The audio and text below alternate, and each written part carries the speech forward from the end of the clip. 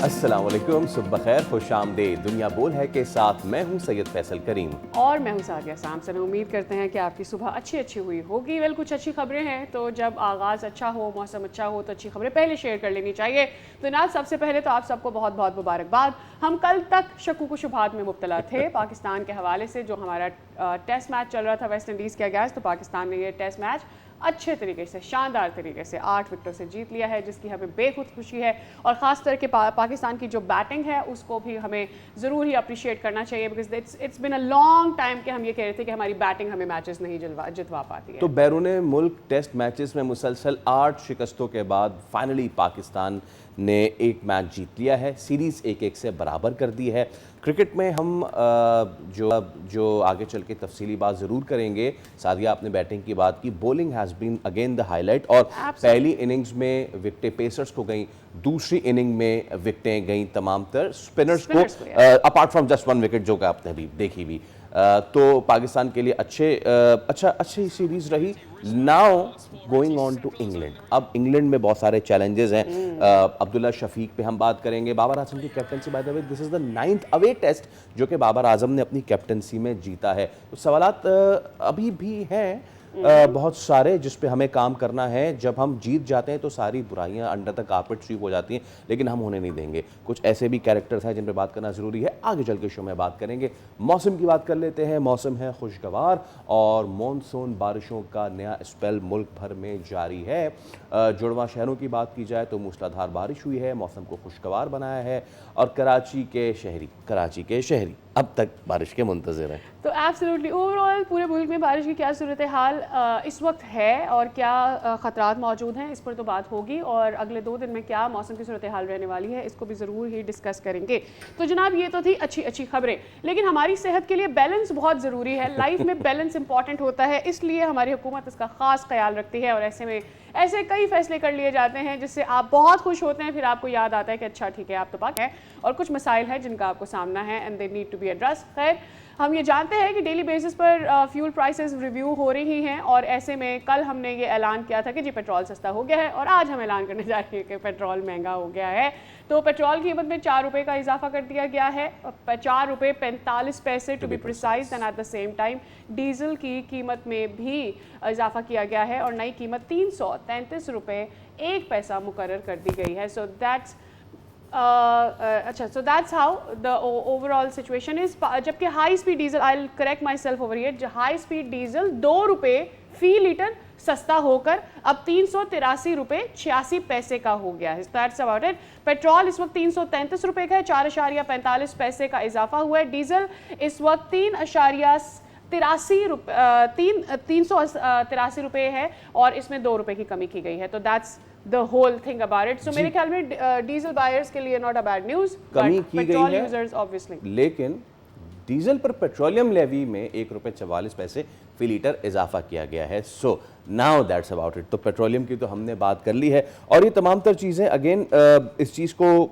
मद्देनज़र रखते हुए कि जो सूरत हाल जो है वो ऑटो इंडस्ट्री पे भी हम आज बात करेंगे कि भाई ऑटो इंडस्ट्री जो कि बताया जा रहा था कि इस बार की ऑटो पॉलिसी जो है वो बड़ी ज़बरदस्त होगी, लेकिन वहाँ पे अब टैक्सेशन का गैर मुनसिफाना निज़ाम। जब हम पाकिस्तान की बात करें, टैक्सेशन की बात करें, तो वैसे ओवरऑल गैर मुनसिफाना निज़ाम है, लेकिन ऑटो पॉलिसी में कैसे ये जो है वो चीज़ें ऊपर नीचे हो रही हैं, किसके लिए ज़्यादा किसके लिए कम, समझ तो गए होंगे आप, लेकिन डिटेल में इस पे भी हम तफसीली बात करेंगे। अलॉन्ग विद दैट, कराची में नौजवान ताजिर मीर रजा के केस में कुछ अहम पेशरफ्त सामने आई है, और अब कहा यह जा रहा है कि पोस्टमार्टम जो है रिपोर्ट पर एतराज़ात आए हैं, और इस एतराज़ के बाद अब पोस्टमार्टम दोबारा किया जाएगा, गालिबन कब्र कुशाई भी होगी। तो ये इस पे भी हम बात करेंगे। But right now moving on to our top story, and that is Pakistan winning the second test match. और पाकिस्तान जब पहला टेस्ट मैच हारा था तो खौफ के बादल मंडलाए हुए थे कि क्या पाकिस्तान 2-0 क्लीन स्वीप हो जाएगा। हम सब ना सिर्फ ये कि पहला टेस्ट मैच खत्म होने के बाद, बल्कि कल तक हम सारे डरे हुए थे कि पाकिस्तान कुछ भी कर सकता है, और हमने देखा भी कि पहले टेस्ट मैच में भी ये हुआ था, लेकिन फाइनली पाकिस्तान ने बाबर आजम की कैप्टनसी में ना, this is the That's thing, the point, बात लोगों को चुभेगी ये बात, लेकिन बाबर आजम की कैप्टनसी में पाकिस्तान ने जो मुसलसल नाकामियों का तसलसल था वो तोड़ दिया था। सादिया, अब इन नाकामियों के आप ममालिक देखें ना, साउथ अफ्रीका से हारे, श्रीलंका से हारे, ऑस्ट्रेलिया से हारे, बांग्लादेश से भी हम हारे, लेकिन finally we pulled off one test against West Indies in their home ground. So good. बेहतरीन चीज़ ये है कि जो obviously Shan Masood as a great batsman, a great person all together, but जो एज अ कैप्टन हम नहीं उनसे हासिल कर पा रहे थे वो ये थे अ कम बैक। बाबर आजम की कप्तानी में एक अच्छी चीज़ हुई कि Pakistan team has been able to make a come back within this test match, not the series. पहले टेस्ट मैच में तो जो हुआ वो हुआ, जो हमारी गलतियाँ थी एंड ऑल दैट, वो हम पहले भी इससे डिस्कस कर चुके हैं। लेकिन सेकंड मैच में फर्स्ट इनिंग्स के बाद जब Pakistan had to make a come back, Pakistan did make a come back. और जो हम लोग अपने आगाज़ पर जो मैं बात कर रही थी कि पाकिस्तान ने 387 रन बनाना भी एक बड़ी बात यूँ थी कि Pakistan needed that stay.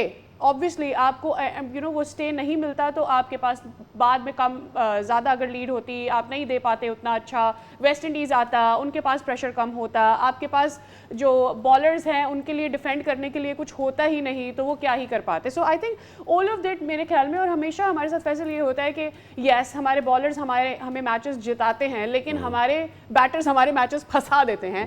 So this time around ये नहीं हुआ, which is a good thing, and yes Pakistani team did make a very good comeback. इस टेस्ट मैच में डिस्कशन करने के लिए बहुत सारी चीज़ें हैं।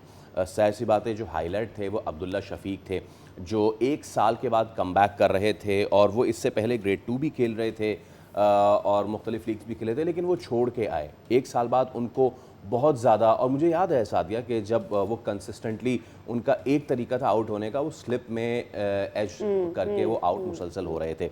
इट सीम्स कि उन्होंने उस पर काम किया है। एक मुख्तलिफ सॉर्ट ऑफ पिच थी जहाँ पे पहली और दूसरी इनिंग्स में आपने देख लिया कि किस तरीके से इतना वेरिएबल बाउंस था कि कुछ गेंदें तो नी से बहुत नीचे बैठ रही थी और कुछ गेंदें बाउंस के साथ जो है वो बीट कर रही थी। सो ओवरऑल ये तो पॉजिटिव चीज़ें हो गई। बाबर आजम का फॉर्म में आना, पीपल वुड हैव लाइक कि वो 88 की जगह 100 रन होते, लेकिन चलिए बाबर आजम ने, लेकिन एक अच्छी चीज़ थी कि पहले टेस्ट मैच में भी और दूसरे टेस्ट मैच में भी दोनों में स्कोर किया है। अब जो इस वक्त हदफ़ तनकीद बन रहे हैं वो प्लेयर्स जो परफॉर्म नहीं कर पाए हैं, इनमें इमामुल हक हैं और इनमें सबसे ज़्यादा मोहम्मद रिजवान हैं, और ना भूलिए सलमान अली आगा को भी, कि क्रूशल मोमेंट्स पे जो है जहाँ पे इनसे किया जा रहा था, इनसे कंसिडर किया जा रहा था कि जनाब ये परफॉर्म करेंगे, ये आएंगे और टीम को बचाएंगे, लेकिन मोहम्मद रिजवान और सलमान अली आगा दोनों बुरी तरीके से नाकाम हुए हैं। क्या वक्त आ गया है कि इनको भी रिकंसिडर किया जाए? एक चीज़। दूसरी चीज़, पाकिस्तान की बॉलिंग लाइनअप जो है उसने अच्छी कारकर्दगी का मुजाहरा किया, स्पिन डिपार्टमेंट ने बहुत अच्छी कारकर्दगी का मुजाहरा किया। साजिद खान की तो सारे ही बात कर रहे हैं, लेकिन अली उस्मान की बात करना भी यहाँ पे बहुत ज़रूरी है। डेब्यू कर रहे थे अली उस्मान, जब वो डेब्यू कर रहे थे बहुत से लोग कह रहे थे ये आपने क्या किया, अब्बास को हटा के जो है वो आपने इनको डेब्यू करा दिया। तो चलिए सब पे हम बात कर लेते हैं। इरशाद अली स्पोर्ट्स एनालिस्ट हमारे साथ मौजूद हैं। इरशाद भाई अस्सलाम वालेकुम और गुड मॉर्निंग, बहुत शुक्रिया वक्त के लिए।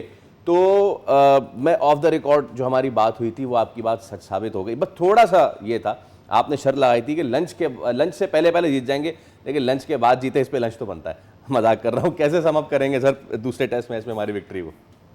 देखें, शुरू में तो हम ये आइडिया लगा रहे थे कि शायद हमने पाकिस्तान टीम ने अब्बास को ड्रॉप करके जो है वो एक बहुत बड़ा रिस्क लिया, क्योंकि वो पिछले मैच के कामयाब तरीन बॉलर थे। लेकिन पाकिस्तान टीम मैनेजमेंट ने जो है वो पिच को सही रीड किया।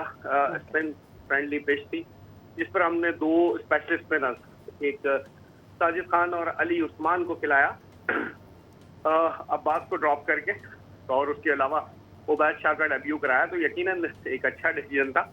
हमने देखा पहली इनिंग्स में तो दोनों टीमों ने 4 रन बनाए, लेकिन दूसरी इनिंग्स में वेस्ट इंडीज की टीम जो है वो उसके 9 खिलाड़ी सिर्फ 75 रन का टारगेट दे सके पाकिस्तान को। जिस तरह कल मेरी ऑफ द रिकॉर्ड भी आपसे बात हो रही थी, तो यही मैंने कहा था कि 100 रन के अंदर अंदर मुझे लगता है कि अब वेस्ट इंडीज की टीम आउट हो जाएगी।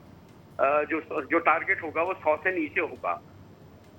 तो वही हुआ कल अली उस्मान और साजिद खान ने तो इतनी कल कोई विकेट नहीं ली, लेकिन अली उस्मान ने जो है वो कल मजीद 2 विकेटें ली, इसके अलावा मोहम्मद अली ने एक विकेट गिराई, तो यकीनन जो है वो पाकिस्तान ने बॉलिंग में शानदार कमबैक किया और इस तरह ये टेस्ट मैच जो है वो 75 रन का हदफ मिला पाकिस्तान को, जो कदर आसान था। अगरचे उसके लिए भी 2 विकेटें गिरी, लेकिन पाकिस्तान ने जो है बआसानी ये टेस्ट मैच जीत के जो गैर मुल्की सरजमीन है उस पर 3 साल के बाद जो है वो पहला टेस्ट मैच न सिर्फ जीता बल्कि वेस्ट इंडीज के खिलाफ सीरीज भी बराबर की। इरशाद भाई, क्या लगता है आपको, क्या इट्स अबाउट द टाइम कि हमें पता है कि हमारे पास शान मसूद होना चाहिए, हमारे पास अब्दुल्ला शफीक हमारे टेस्ट मैचेस के बैटिंग ऑर्डर पे होना चाहिए, सलमान अली आगा को नहीं होना चाहिए, रिजवान को हमें फिगर आउट करना चाहिए कि क्या वो कितना हमें प्रोड्यूस करके दे सकते हैं? यकीनन देखें, अब्दुल्ला शफीक ने जो है वो वाकई 160 रन की जो इनिंग्स खेली है पहली इनिंग्स में, वो यकीनन जो है वो बड़ी शानदार थी और पाकिस्तान टीम की कामयाबी में बहुत बड़ा हाथ था उस इनिंग्स का, क्योंकि अगर वो उनकी और बाबर आजम की पार्टनरशिप नहीं होती तो शायद पाकिस्तान इतना स्कोर भी नहीं कर पाता और वेस्ट इंडीज को जल्द आउट करके ये टेस्ट मैच जीतना भी मुश्किल हो सकता था पाकिस्तान के लिए। लेकिन उन्होंने 160 रन की इनिंग्स खेली, उसको मैं कहूंगा बड़ी शानदार इनिंग्स। उन्होंने शान मसूद की जगह शामिल किया गया था, हालांकि शान मसूद ने लास्ट मैच में पहले मैच में सेंचुरी स्कोर की थी, तो यकीनन एक अच्छी तवक्को ये की जा रही थी कि अगर अब्दुल्ला शफीक उनको पाकिस्तान से बुलाया गया, सऊद शकील और अब्दुल्ला शफीक को, तो यकीनन उन्होंने जो है वो एक मार्क पर पूरा उतरे और यकीनन अगर हम देखा जाए तो जो लास्ट की 4 इनिंग्स हैं जो 150 से अब वो उसमें से 3 जो है वो अब्दुल्ला शफीक के नाम है, तो यकीनन उन्होंने कल एक रिकॉर्ड भी बनाया। 49 साल के बाद जो है वो वेस्ट इंडीज में 150 रन से ऊपर की इनिंग्स खेली, लास्ट 1977 में रिकॉर्ड बना था वेस्ट इंडीज के अंदर। तो यकीनन जहां तक आपने बात की मोहम्मद रिजवान की, तो मोहम्मद रिजवान जो है वो वाकई कई मैचेस से जो है वो आउट ऑफ कलर हैं, बिल्कुल नहीं खेल पा रहे हैं, लेकिन उन्हें सीरीज में मौका दिया गया। आगे इंग्लैंड की सीरीज में भी वो है। अब देखें टीम मैनेजमेंट जो है वो उनके बारे में क्या फैसला करती है, क्या कोई मुतबादिल जो विकेट कीपर है वो उतारा जाता है उनकी जगह, जो एक बैटर भी हो, या फिर उन्हीं को एक और मौका दिया जाता है। और मेरे ख्याल से ये रिजवान के लिए जो है वो लास्ट चांस होगा, क्योंकि अब इतनी इनिंग्स में वो फेल हो चुके हैं, कुछ नहीं कर पा रहे हैं, कैचेस भी छोड़ रहे हैं, जिसकी वजह से उनकी परफॉर्मेंस जो है वो बड़ी ही परफॉर्मेंस और इसमें इरशाद एक चीज़ ये भी है कि इंडिविजुअल प्लेयर पे तो हम बात कर लेते हैं, लेकिन ओवरऑल अगर सेटअप की बात कर लें, इस वक्त हमारी टीम की अगर आप देख लें बैटिंग, तो इमाम वापस आए हैं। पहले टेस्ट में थोड़ा सा उनको स्पार्क नज़र आया, लेकिन दूसरे टेस्ट में जो सिचुएशन थी आपके सामने, अजान अवेस प्रॉमिसिंग लगे, लेकिन स्टार्ट एंड एंड इसके बाद फिर आप नीचे देख लें तो हमारे पास कुछ नहीं है। अवैस ज़फ़र ने जिस मौके पे निकल के खेलने की कोशिश की, उससे उनकी मेंटल स्ट्रेंथ का पता चलता है। एक चीज़, सलमान अली आगा पे बहुत सारे सवालात हो रहे हैं।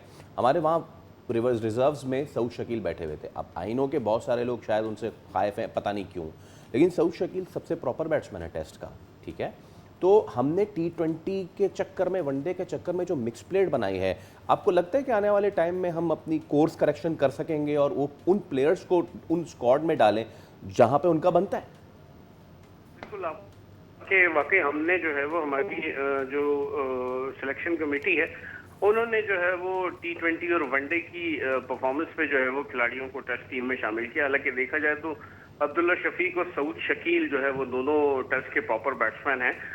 सऊद शकील को तो टीम में शामिल किया जाना था, लेकिन उनको जो है वो उनकी जो शमूलियत थी वो फिटनेस से मशहूर थी, क्योंकि वो कैंप के दौरान जो है वो इंजर्ड हुए थे, जिसकी वजह से उनको अब बाद में हमने देखा। लेकिन अब्दुल्ला शफीक को जो है वो फिर बाद में बुलाया गया। तो अगर इतने ही प्रॉपर, अब अब्दुल्ला शफीक वाकई प्रॉपर बैट्समैन है, तो उनको अगर शामिल किया जाना था तो पहले ही शामिल कर लिया जाना था। बाकी जहां तक आपने बात की जफर की, उनका डेब्यू था इस मैच में और वाकई मेंटल स्ट्रेंथ उनकी जो है वो, क्योंकि अभी पहला मैच खेल रहे थे जाहिर और गैर मुल्की जमीन पर, मैंने ज्यादातर जो देखा है खिलाड़ियों को, वो अपने मुल्क में तो जो है वो बड़ी अच्छी परफॉर्मेंस देते हैं, 2-2 हज़ार रन स्कोर करते हैं, लेकिन जैसे ही इंटरनेशनल लेवल पर जाते हैं, ऑस्ट्रेलिया, इंग्लैंड, साउथ अफ्रीका या वेस्ट इंडीज, तो उनकी जो है वो एक खुल के सामने एक्सपोज हो जाते हैं वो, जिसकी वजह से जो है पाकिस्तान टीम को प्रॉब्लम होती है, क्योंकि अगर खिलाड़ी परफॉर्म नहीं करेगा तो टीम ही परफॉर्म नहीं करती, फिर ऊपर से नीचे तक लाइन लग जाती है। और हमने देखा माजी में 3 साल के बाद पाकिस्तान ने गैर मुल्की सरजमीन पर टेस्ट मैच जीता है, हम हारते चले आ रहे थे।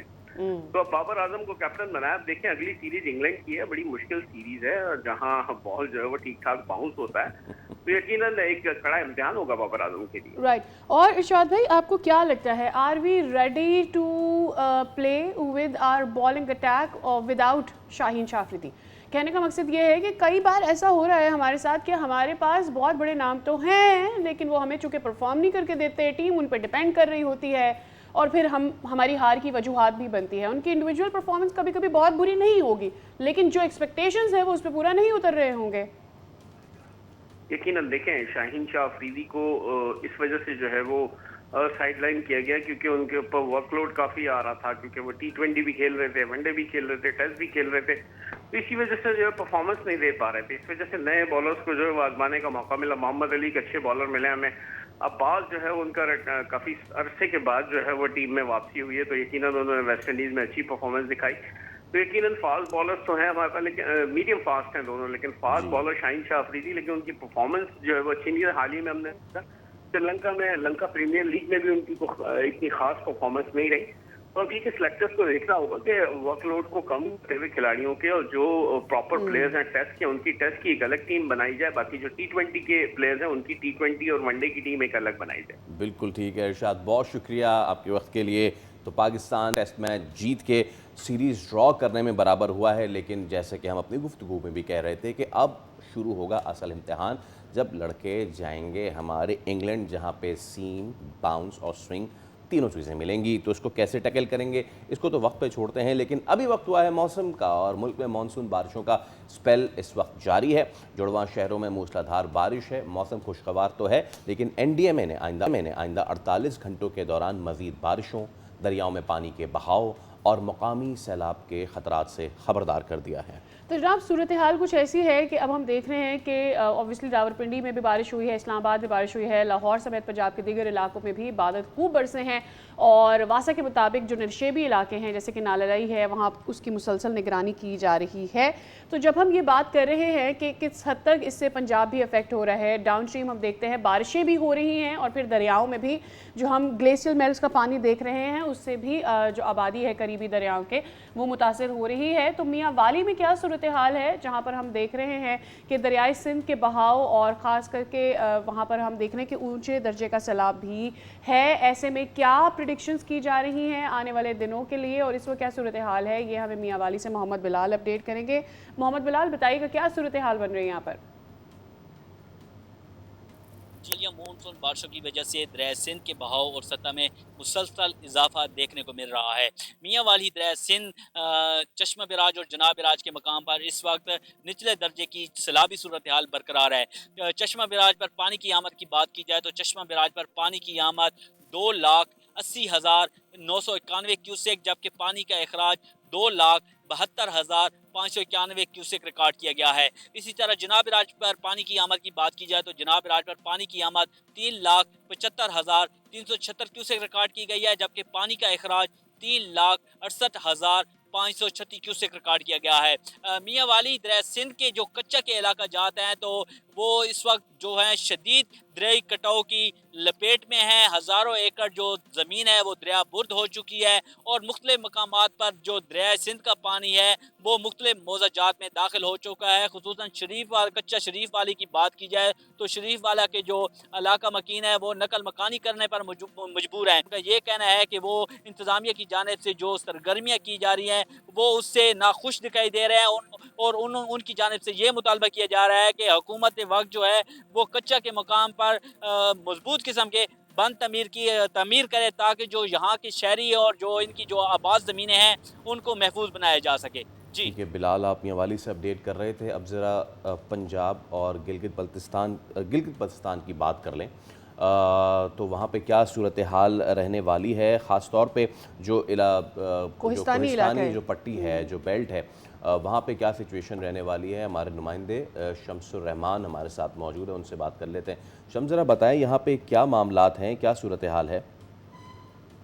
जी बिल्कुल, पंजाब और गिलगित बल्तिस्तान में सैलाबी सूरत हाल है, जबकि खैबर पख्तूनख्वा के बालाई इलाकों में बारिशों और सैलाब का अलर्ट जारी किया हुआ है। अगर बात करें ज़िला दियामर की तो वहाँ पे मुख्तलिफ इलाकों में सैलाबी सूरत हाल है, जिसमें थकलोशी, नियाट, दारिल और तांगीर के मुख्तलिफ इलाकों में सैलाबी सूरत हाल है, जिसने लोगों की जो वहाँ पे ज़री ज़मीनें हैं, फसलें हैं, उनको नुकसान पहुँचा है, लोगों की पंचकियों को नुकसान पहुँचा है। इसके अलावा जो रस्ते हैं उनको नुकसान पहुँचा है। शहर कराक्रम भी मुख्तलिफ मकामात पे सैलाबी सूरत हाल के बायस ब्लॉक हुई, ताहम FW और NHA ने मिलकर शहर कराक्रम को फिलहाल बहाल किया हुआ है।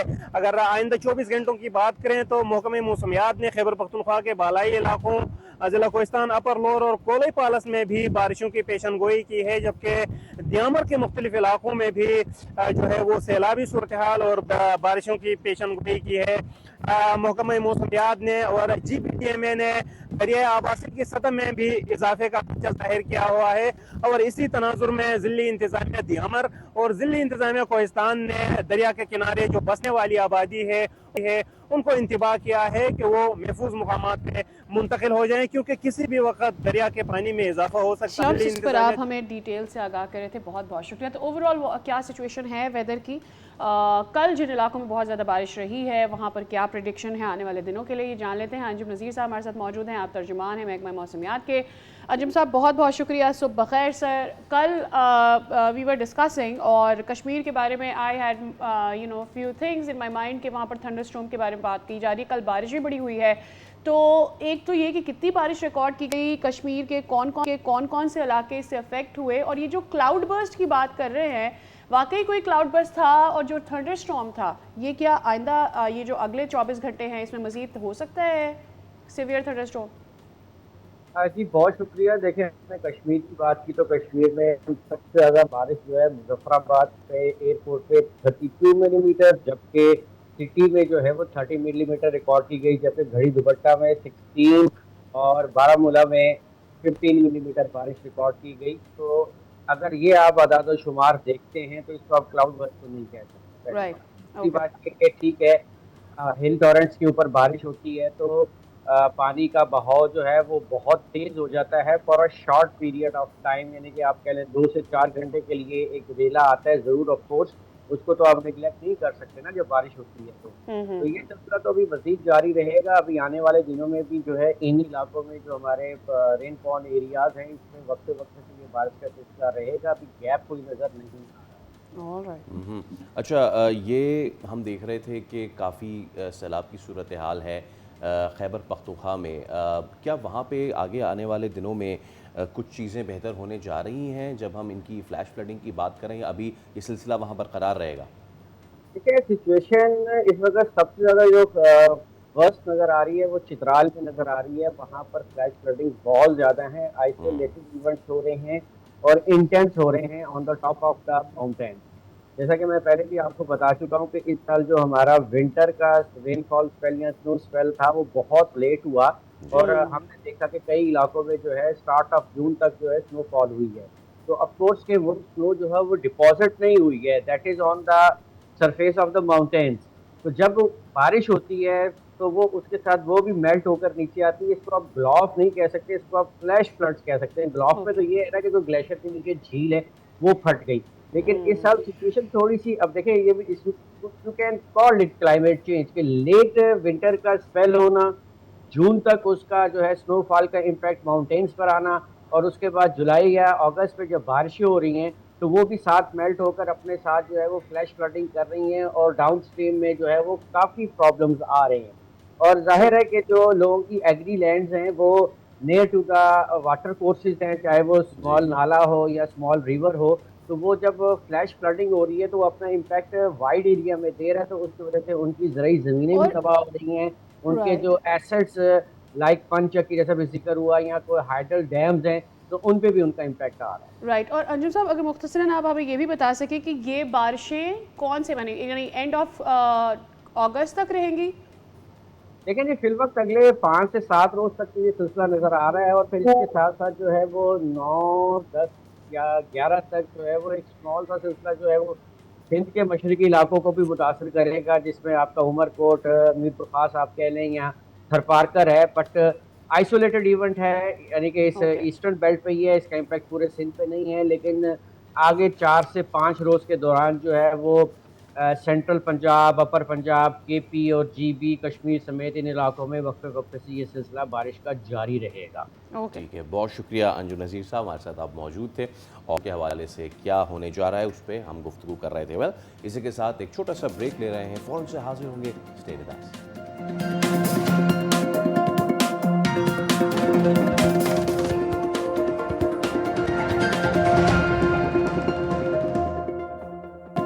एक बार फिर आपको कहेंगे खुशामदीद। कराची के नौजवान ताजिर मीर रज़ा अली ख़ान कत्ल केस में अब तहकीकात रोज़ाना की बुनियाद पर कुछ नई चीज़ें आ रही हैं। पोस्टमार्टम रिपोर्ट पर संगीन सवालात उठे हैं, केस मज़ीद पेचीदा हो रहा है। पुलिस सर्जन कराची ने पोस्टमार्टम रिपोर्ट में 14 संगीन खामियों की निशानदेही की है। अब ज़रूरत पड़ने पर कब्र कुशाई करके दोबारा से मुआयना करने की भी सिफारिश की गई है और ऐसे में मकतूल के वालिद ने एक बार फिर से ये मौक़िफ़ दोहराया है कि उनके बेटे को कत्ल किया गया है, ख़ुदकुशी नहीं है उनके मुताबिक। और उनका ये कहना है कि पुलिस जो है सही तौर से इन्वेस्टिगेशन नहीं कर रही। जो पुलिस सर्जन पोस्टमार्टम के लिए दोबारा कह रहे हैं कि इसमें 14 खामियां थी और ये दोबारा किया जा सकता है, वो तक़वियत देता है उन तमाम रिजर्वेशंस को जो कि रज़ा के वालिद की रही हैं हसन साहब की। तो उस पर बात कर लेते हैं कि अब तक क्या पेशरफ्त हुई है। खुर्रम गुलजार नुमाइंदा कराची हैं, आज हमारे साथ हमारे स्टूडियोज़ में मौजूद हैं। बहुत शुक्रिया खुर्रम भाई, अस्सलाम वालेकुम। पहली चीज़ तो ये कि जो इनके वालिद हैं रज़ा के, वो कंसिस्टेंटली कह रहे हैं कि मेरी रिजर्वेशंस हैं, मुझे एतमाद नहीं है। शुरू में पुलिस हमारे साथ सही चल रही थी, बाद में किसी का इन्फ्लुएंस है। पुलिस सर्जन जो 14 खामियां बता रहे हैं कि कुछ डिटेल्स नहीं हासिल की गई पोस्टमार्टम के वक्त, मेरे ख़्याल में ये उनके तमाम तर जितनी भी रिजर्वेशंस थी उनको तक़वियत देता है। देखें, इसमें 14 जो खामियां हैं, पहले उसका मैं आपको बताऊँ, जिक्र करूँ कि एक्सरा नहीं हुआ डेड बॉडी का। जो जाए वक़्वा पर जिस तरह से तस्वीरें लेनी चाहिए एक इन्वेस्टिगेशन टीम को तफ्तीश के लिए, उस तरह से तस्वीरें नहीं हासिल की गई। जो जिस जगह बुलेट इंटर और एग्ज़िट होता है उस जगह का मुआयना नहीं हुआ है। 1 पॉइंट और 1.8 सेंटीमीटर सिर्फ साइज़ बता दिया गया है रिपोर्ट के अंदर। सैंपल्स नहीं कलेक्ट किए गए, सैंपल्स नहीं कलेक्ट किए गए। जिस जगह बुलेट लगता है वहाँ के हाथों से कोई ज़र्रात लिए जाते हैं नमूने के लिए, वो हासिल नहीं किए गए। खोपड़ी का जो है वो खाल नहीं हटाई गई, उसका मुआयना नहीं किया गया। इस तरह की कुछ टोटल 14 खामियां खुद जो है वो रिपोर्ट में इन्होंने दी और इरसाल की है एसएसपी ईस्ट को कि दोबारा से पोस्टमार्टम किया जाए, कब्र कुशाई की जाए। अब कब्र कुशाई ना तो पुलिस के इख्तियार में, ना ही पुलिस सर्जन के इख्तियार में। इसके लिए अदालत से रुजू करना पड़ेगा। एक मेडिकल बोर्ड तश्कील दिया जाएगा, वो मेडिकल बोर्ड फ़ैसला करेगा कि किस दिन और किस तरह से और कौन कौन से डॉक्टर्स इसमें और मजिस्ट्रेट शामिल होंगे जो दोबारा से मेडिकल करेंगे। ये बात एक तरफ हो गई। ये पहला वाक़या नहीं है, इससे पहले भी जितनी डेड बॉडीज़ हम देखते हैं शहर में मिलती हैं और हम हॉस्पिटल में मौजूद होते हैं, तो डॉक्टर्स वर्बली जो साथ उनके एक असिस्टेंट कह लें, उसके मुताबिक जो वो बताते हैं कि सर ये डेड बॉडी में ये देखा है, वो उसके मुताबिक अपनी रिपोर्ट बना के दे देते हैं। इसमें भी यही हुआ। डॉक्टर साहब ने जो है वो तस्वीरें देखी और तस्वीरों से उन्होंने एक रिपोर्ट तैयार कर दी और ये इसी रिपोर्ट के ऊपर इस रज़ा के कत्ल की जो है वो तफ्तीश आगे बढ़ी और तफ्तीशकार उसी को लेके बढ़ते रहे आगे, जिसमें ऑलरेडी वैसे ही खामियां थी, जो वैसे ही ऑलरेडी शक व शुबात का शिकार रही है। ये इतनी फॉल्टी चल रही है कि इस तरफ जा रहा है केस या उस बिल्कुल तरफ जा रहा है। अब वो एक तरफ खुदकुशी का जिक्र आ रहा है तो दूसरी तरफ एक अलग एंगल सामने आता है कि ये कत्ल किया गया है। तो पुलिस इसी सारे मामले में उलझ के रह गई है। अब जो अहले खाना हैं, इनके वालिद से मेरी रात गुफ्तगू हुई थी कि कब्र कुशाई के लिए आपको, अब एक वालिद ने आपको एतराज़ है, तो उनका कहना ये था कि मैं हर हद तक जाऊंगा, जिस हद तक मुझे जाना पड़ा मैं जाऊंगा, क्योंकि मेरे बेटे का कत्ल हुआ है और मैं पहले दिन से ये बात कह रहा हूँ कि उसे मारा गया है, पीछे से उसको बुलेट फायर की गई है। मिलने के लिए बुलाया था, किसने बुलाया था, कौन लोग थे? मैं इसी पे आना चाह रहा हूँ कि देखिए वो कारोबार में सारी चीज़ें, और वो सिर्फ एक चीज़ नहीं, वो क्रिप्टो और इस बारे मामले में भी था। वालिद साहब भी इस पे, उनकी वालदा भी, कल डिजिटल मीडिया पे काफ़ी सरफेस उनकी और वीडियोस हुई हैं। उन्होंने कोई नाम बताए हैं, किसी पे शक का इजहार किया है कि जनाब ये हो सकता है, इस पे हमें शक है? कोई इस तरह की चीज़ सामने आई है? कोई बिजनेस पार्टनर, कोई रिलेटिव, कोई भी नाम? नहीं, देखें, अहले खाना तो सिर्फ ये कह रहे हैं कि तफ्तीश करें।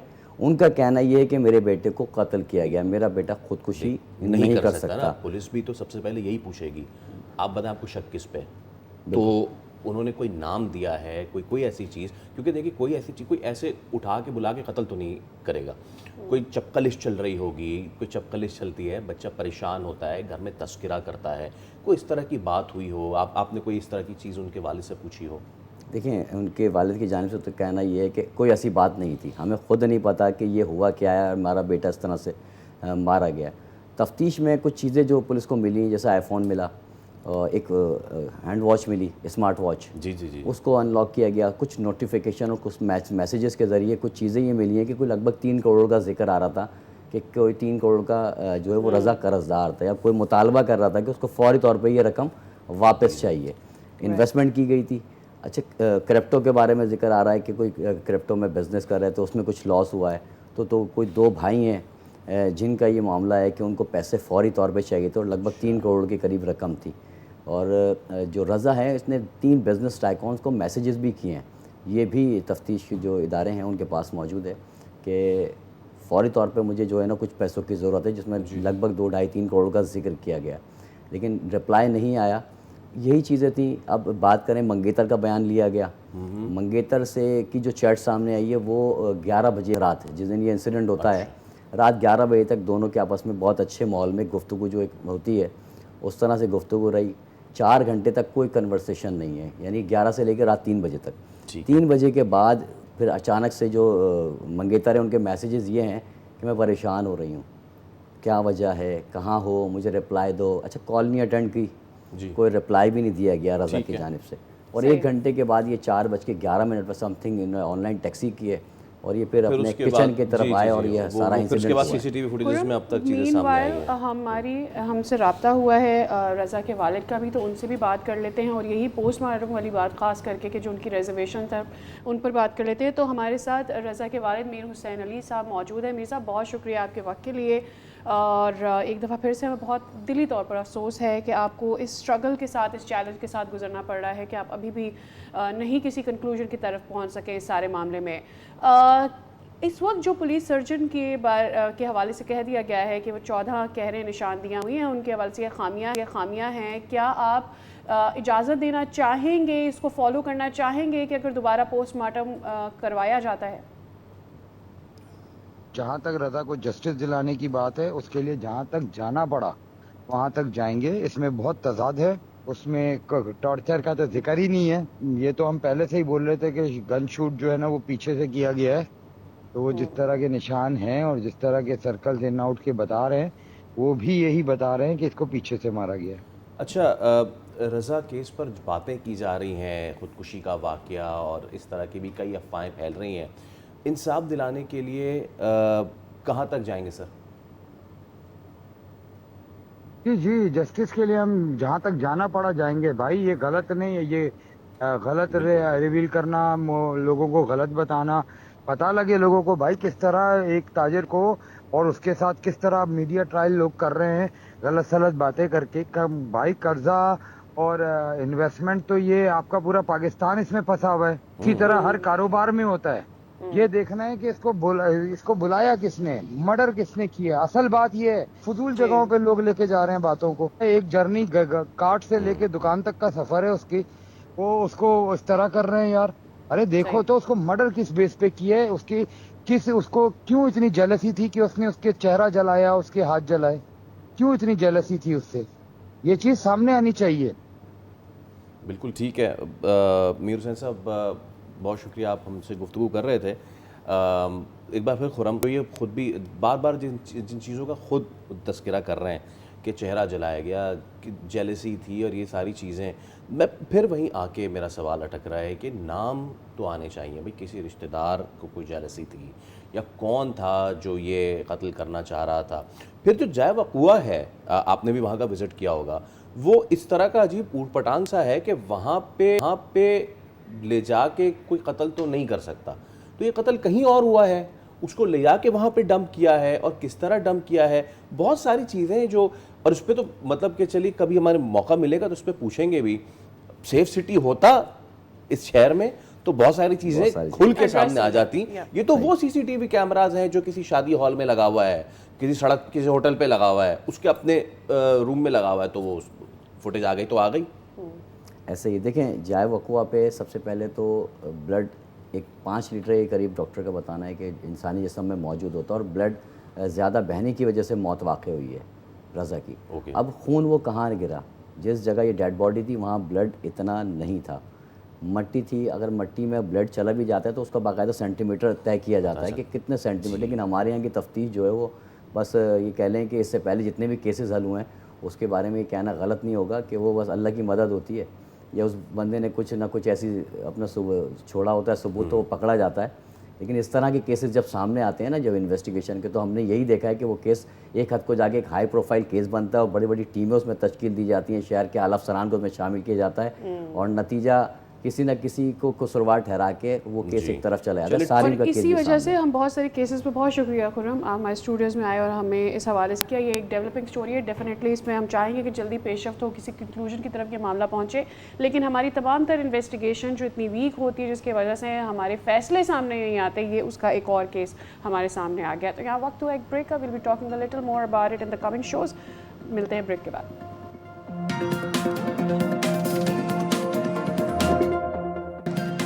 Welcome back again. हमें ज्वाइन करने के लिए आपका बहुत बहुत शुक्रिया। वैसे तो हम बारिश के मौसम के लिए बड़ा इंतज़ार करते हैं, और बारिश का मौसम हमारे लिए बहुत तरीक़ों से बहुत सारे फ़वाइद भी लेकर आता है। जहां हमें ये मौसम राहत बख्शता है, वहीं पर माहिरीन ये भी ख़बरदार करते हैं कि ये मौसम जो है बाज़ अफराद के लिए फ़ालिज के ख़तरे को बढ़ा देता है, ख़ास तौर पर उन लोगों में जो पहले से हाई ब्लड प्रेशर या फिर डायबिटीज़ या फिर दिल के जो दीगर अमराज होते हैं जैसे हाई कोलेस्ट्रॉल है। ऐसे लोगों को इस मौसम में ख़ास करके अपना ख्याल रखना चाहिए, अपने टेस्ट कराने चाहिए, और अपने जो एक्सपर्ट्स डॉक्टर्स हैं उनके पास जाकर ज़रूर चेकअप्स वगैरह करवा लेने चाहिए। चलिए इसी पे बात कर लेते हैं। डॉक्टर साजिद हम मौजूद है, न्यूरोलॉजिस्ट हैं। डॉक्टर साहब अस्सलाम वालेकुम एंड गुड मॉर्निंग, बहुत शुक्रिया, thank you so much for your time. तो मुझे बताइएगा कि मानसून का सीज़न और इस बीमारी का कोई डायरेक्ट रिलेशन है? जी वालेकुम अस्सलाम। सबसे पहले तो बड़ी मेहरबानी, आपने इनवाइट किया। प्लेजर। अच्छा, सबसे पहले तो ये समझना चाहिए कि जो स्ट्रोक या फालिज है क्या चीज़। जी। अमूमन ये समझा जाता है कि इसका मौसम से ताल्लुक है, लेकिन वैसा डायरेक्टली इससे ताल्लुक नहीं है। क्योंकि जो फालिज होता है ये होता है जब खून दिल से दिमाग की तरफ ना जाए। उसकी दो वजूहत होती हैं, या तो जो शराने हैं वो ब्लॉक हो जाए, उसकी वजह से खून दिमाग की तरफ नहीं जा रहा, या शराने फट जाए और उसकी वजह से खून नहीं जा रहा। अब इसका दारोमदार होता है बहुत सारे रिस्क फैक्टर्स पे। वो कौन से होते हैं? जैसे शुगर का बहुत ज़्यादा बढ़ जाना, डायबिटीज़, ब्लड प्रेशर का बहुत ज़्यादा बढ़ जाना, हाइपरटेंशन, कोलेस्ट्रॉल का बढ़ जाना, वर्जिश ना करना।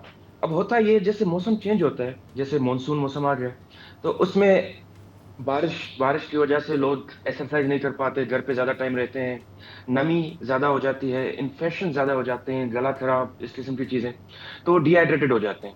उनकी शुगर, ब्लड प्रेशर जो है वो उस तरह से मेंटेन नहीं होता जैसे आम दिनों में होता है। इसके साथ आपको पता है, जैसे बारिश होती है तो हमें खाना याद आता है कि पकौड़े होने चाहिए, चिप्स होनी चाहिए, तो लोग थोड़ी सी बदपरहेज़ी हो जाती है। तो इस वजह से शुगर, ब्लड प्रेशर ना कंट्रोल होने की वजह से फालिज का रिस्क बढ़ जाता है।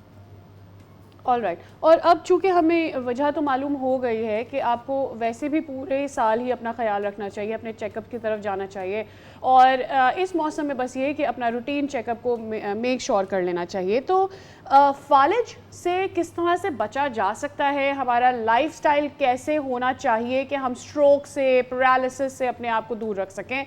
उसके लिए क्या लाइफस्टाइल होना चाहिए, और कौन से मर्ज ऐसे हैं जो कि आपको पैरालिसिस की तरफ लेकर जा सकते हैं या स्ट्रोक की जी, तरफ? ये सबसे ज़रूरी सवाल यही है। ये बिल्कुल आपने सही सवाल पूछा, और सबसे ज़रूरी ये है क्योंकि फालिज जो है इसको हम प्रिवेंट कर सकते हैं, इससे अपने आप को बचा सकते हैं। कैसे बचा सकते हैं? जो आपके पास अलग से मसाइल चल रहे हैं पहले से, जो बीमारियां हैं, जैसे शुगर का कंट्रोल होना लाजमी है, ब्लड प्रेशर का कंट्रोल होना लाजमी है, कोलेस्ट्रॉल उसका कंट्रोल होना लाजमी है, वर्जिश, रोजाना हमें 30 मिनट कम से कम वर्जिश करनी चाहिए डेली। वजन, आपका वजन जो हो वो ऑप्टिमल हो आपके हाइट के हिसाब से। सिगरेट, तंबाकू, उससे परहेज करना चाहिए। नींद पूरी करनी चाहिए। अगर आप देखेंगे हमारे मुआशरे में ये सारी चीजें जो हैं वो इस तरह से नहीं है जैसे होनी चाहिए। ना हमारे पास पार्क की फैसिलिटीज हैं, जिम की फैसिलिटीज हैं, हमारे पास पोल्यूशन बहुत ज्यादा है, हमारे पास तंबाकू बहुत ज्यादा इस्तेमाल होता है। इस वजह से हमारे यहाँ फालिज का रिस्क, फालिज का जो इंसिडेंस होता है वो ज्यादा होता है दूसरे मुल्कों के मुकाबले में। और दूसरी चीज मैं ऐड करना चाहूंगा कि फालिज एक आम बीमारी है, बहुत ज्यादा होती है, और 90% लोग जिनको फालिज हो जाता है वो या तो माजूर हो जाते हैं या फिर अमवात हो जाती हैं। तो इससे बचना बड़ा जरूरी है, और बचने के लिए अच्छा लाइफ स्टाइल मेंटेन करना बड़ा जरूरी है। ठीक है डॉक्टर साजिद नमी साहब, थैंक यू सो मच, बहुत शुक्रिया। आप इस अहम मामले पे हमसे गुफ्तगू कर रहे थे। तो मोरल ऑफ द स्टोरी ये कि आप अपने आप को ठीक रखिए, अपने आप को वैल्यू कीजिए और रोज़ाना 15 से 30 मिनट तक अपने आप के लिए डेडिकेट तो कीजिए। इसी के साथ एक ब्रेक ले रहे, दोबारा हाजिर होंगे। Stay with us.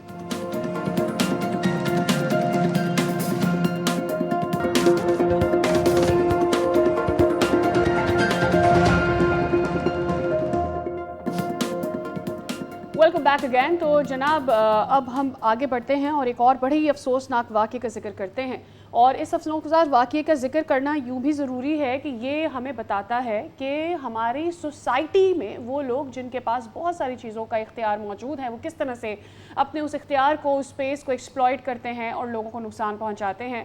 कानून के मुहाफ़िज़ ही जब संगीन तरीन जराइम में मुलविस होते हैं तो फिर ऐसे में लोगों की सिक्योरिटी कहाँ जाती है। लाहौर के थाना गाज़ियाबाद में ये वाक़या पेश आया जहाँ ज़हनी माजूर लड़की से मुबैना तौर पर ज़्यादती की गई।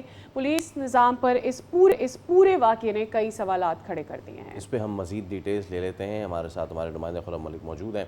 बताएं खुर्रम, क्या इस पर सिचुएशन है और ये तमाम तर चीज़ें, कुछ रिपोर्ट्स ये भी हैं कि थाने के अंदर हुआ, क्या कुछ है, ज़रा पहले हमें इनिशियल डिटेल्स दें आप प्लीज़। बिल्कुल जी फैसल साहब, इंतहाई अफसोसनाक वाक़या ये जो थाने के अंदर ही पेश आया है। कमरा नंबर 4 जो है बताया जाता है ज़राए के मुताबिक से कि कमरा नंबर 4 में जो इन्वेस्टिगेशन के आईओ हैं इमरान, वो एक खातून को जो है वो लेकर थाने में आते हैं और वो ज़हनी मरीज़ होती हैं खातून। और संतरी से पूछा जाता है कि संतरी कहता है आप इस खातून को क्यों लेकर आए हैं। उनकी जानिब से बताया जाता है इसकी तफ्तीश करनी है, कोई मुकदमा इस पर चोरी का दर्ज है, उस हवाले से मैं इसे पकड़ कर लेकर आया हूँ। वो कमरे में ले जाते हैं, कमरे में जाकर जो है मुबैना तौर पर ज्यादती का निशाना बनाते हैं।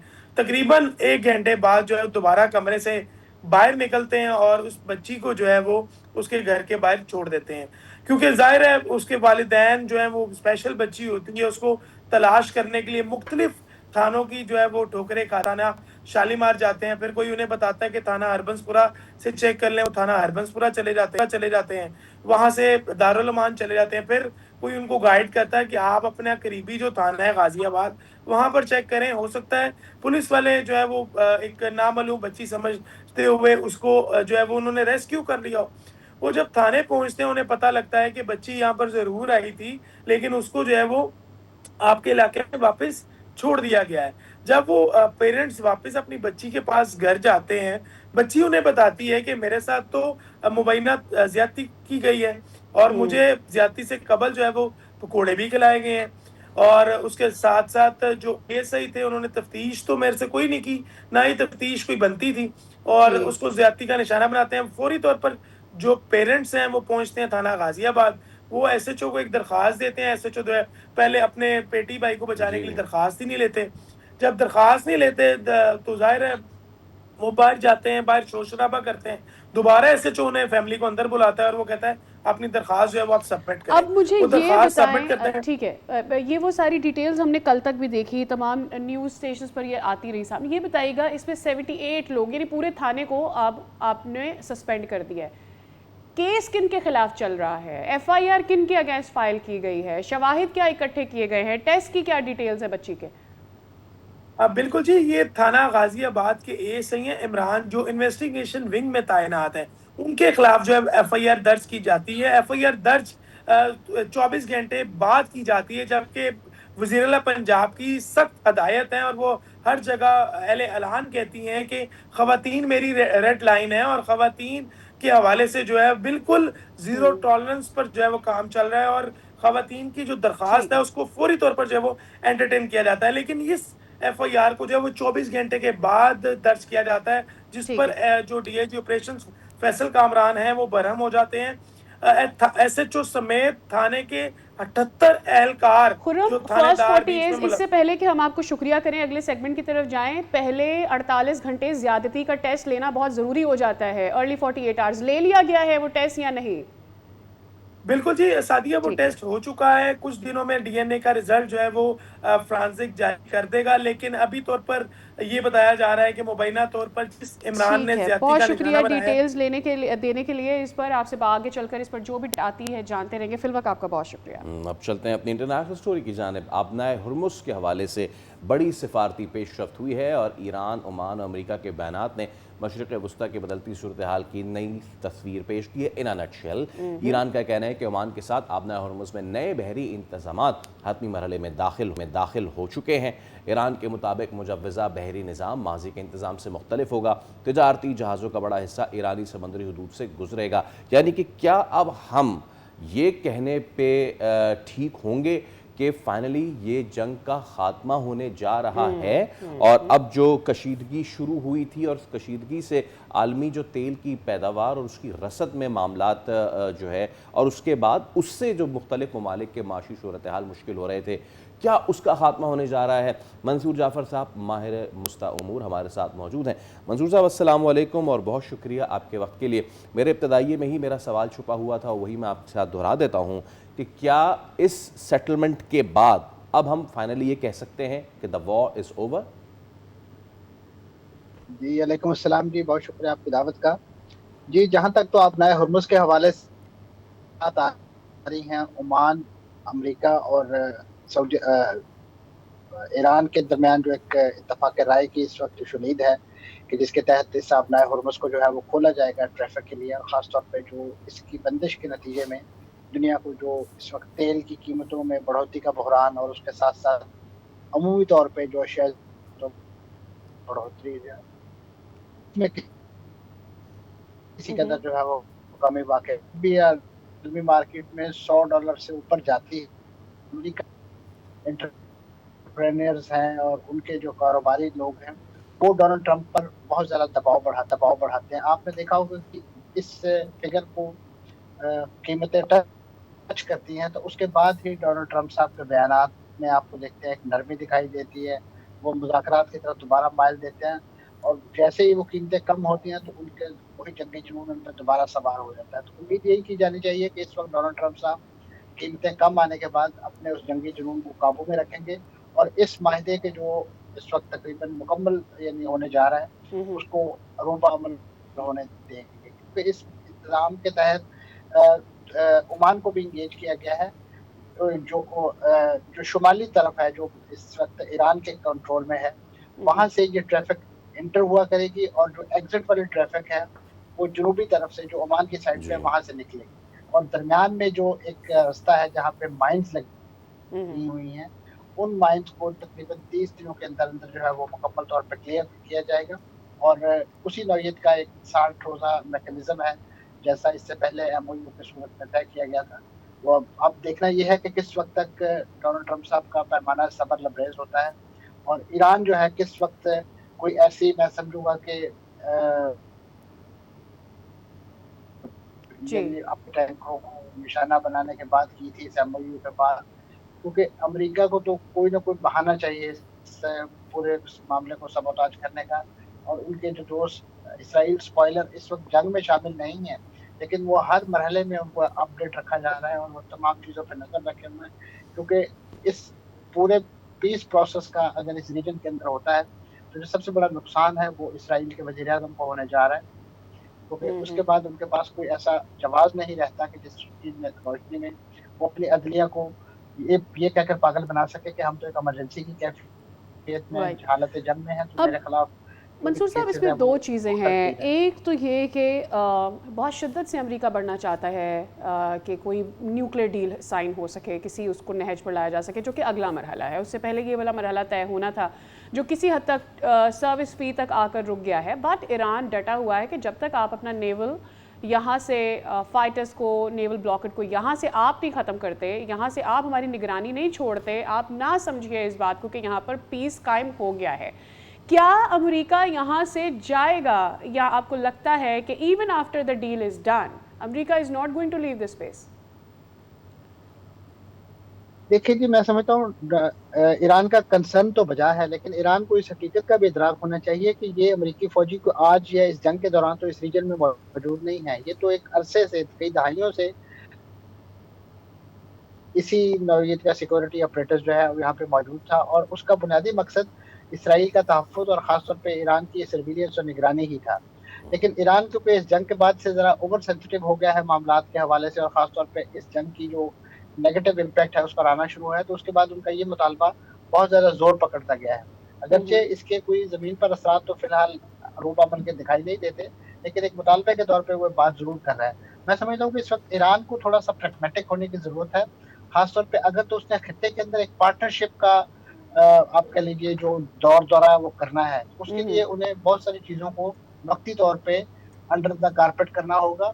अगर उन्होंने एक कंटेस्टेशन रखनी है, एक मुकाबलेबाज़ी रखनी है, तो मुकाबलेबाज़ी में आप देख सकते हैं कि उनका सबसे ज़्यादा नुकसान ईरान ही का हुआ है। अगरचे खित्ते के ममालिक भी जो हैं, वो ईरान के हॉरिज़ॉन्टल हमलों और उनकी जो बार-बार की जो रॉकेटबारी, मिसाइल, ड्रोन, उसके नतीजे में बहुत हद तक उनकी मईशत भी तहवाला हुई है। लेकिन इस वक़्त बड़ा चैलेंज जो है वो ईरान के लिए है। दाख़िली तौर पे जिस अंदाज़ से ईरान की मईशत इस वक़्त तबाही और बर्बादी ठीक के है। दहाने पे खड़ी है, उसके साथ-साथ जो बैन-अल-अक़वामी आइसोलेशन में इज़ाफ़ा हो रहा है, जो माज़ी में किसी हद तक कमी होती दिखाई दे रही थी, क्योंकि यूरोपीय यूनियन के ममालिक माज़ी में इस जंग में उलझने के हवाले से एतराज़ करते थे। लेकिन अब उनके बयानात से ये लगता है कि वो भी इस जंग की हिद्दत और शिद्दत से परेशान हैं, और वो चाहते हैं कि जल्द अज़ जल्द जंग खत्म हो।